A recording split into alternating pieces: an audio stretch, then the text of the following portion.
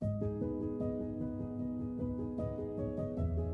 letter to the younger version of myself. Dear Malika, a dreamer, there are so many things I want to say to you. I wish I could hug you and let you know that it will be okay. I thought it was a nightmare, but it was my life. A bad dream that I couldn't wake up from. I didn't ask for this life.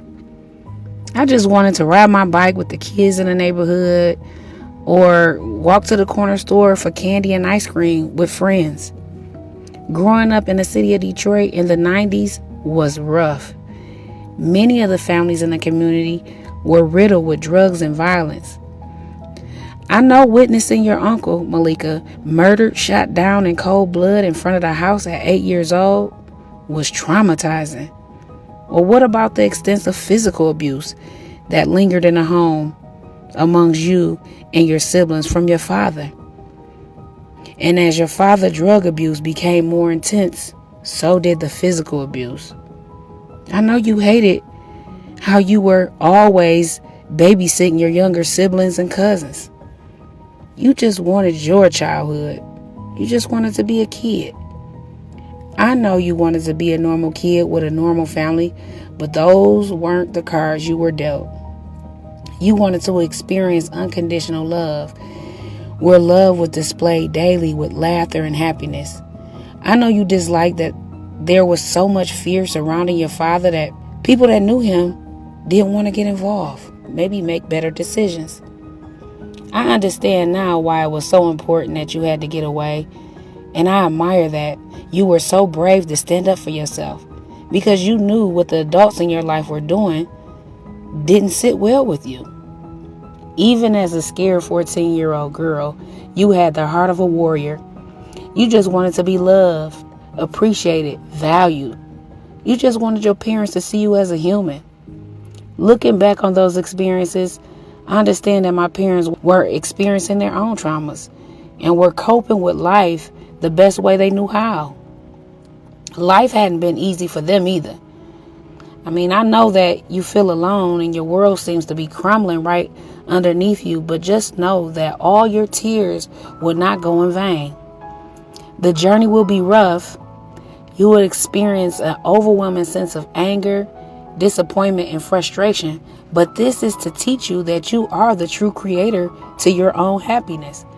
You can't expect anyone to show up for you. Just know you have to show up for you. Your life story will inspire others.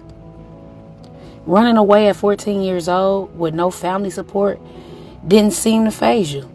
I know you were so thankful your friends' parents allowed you to live with them, but you learned real quick that would be short-lived.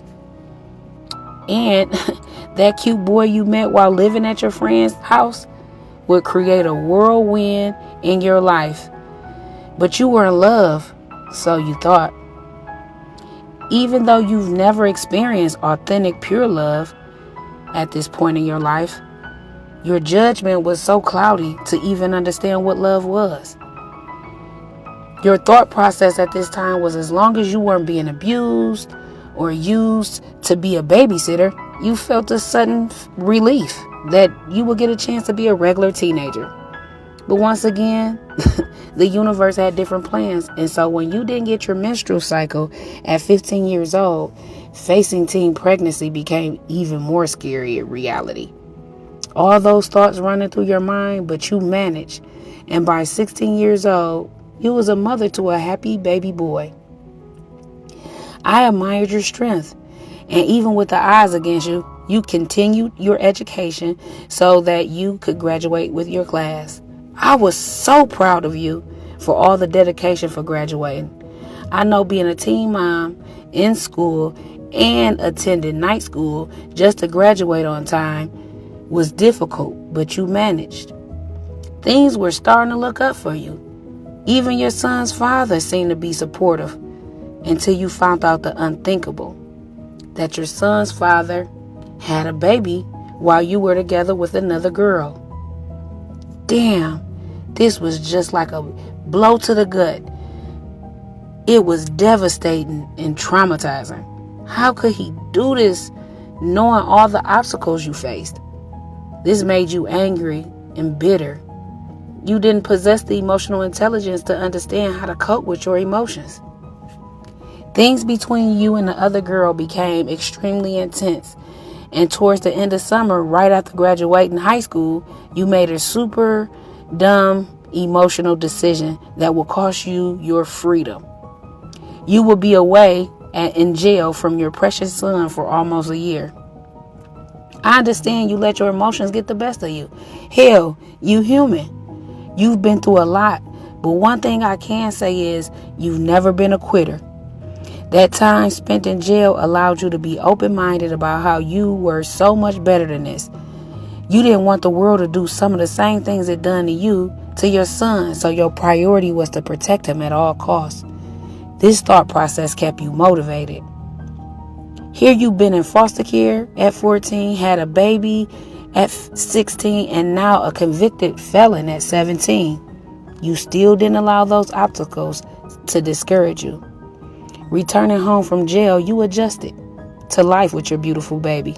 But this time, you dedicated yourself to be an inspiration to help others.